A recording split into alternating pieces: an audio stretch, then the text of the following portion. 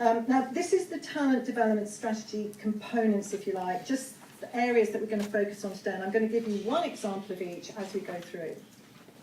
So first of all, your infrastructure, and that is how you get your talent development strategy to integrate into your existing infrastructure rather than just being bolted on the side. Your management team is the tipping point for this. If you do not get your management team involved with this program or this whole approach, this strategy, it won't work. You'll waste your money. It might work for a little while, but it won't sustain. Engagement. There's a lot of evidence about how engaged workforces have better results. It's no longer, oh, we think engaged people make more money and I get better results. There is so much evidence and proof out there now that they do. How does this talent development strategy feed into your engagement? And it does very well, so we want to make sure that it does. You also need to analyse actual training needs. If we're going to train everybody internationally, what do we want to train them on? And make sure that we're training people on the right things that they need, not just things that, you know, we've always trained them on, and therefore we keep doing it. How are we going to use the talent development strategy to attract new talent into the business? Nearly everybody in this room has put their hands up and said that they were going to be hiring new talent into the business over the next year or so.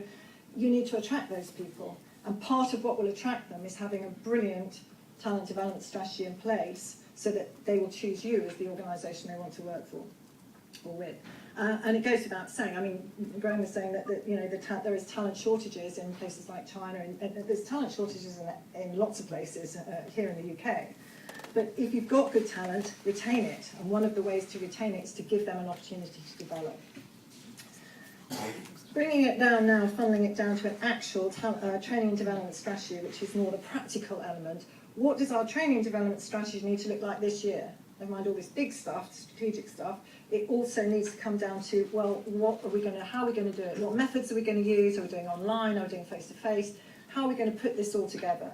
And what does it need to look like? How are we going to feed this into our marketing PR? Because we should be. This is how we externally, this is a consideration of communication and sending this out to our candidates and clients as well as to future talent and existing talent.